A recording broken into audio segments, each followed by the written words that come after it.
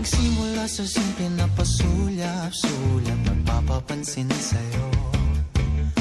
Umabot sa palitan ng mga mensahe, kilig na kilig ako.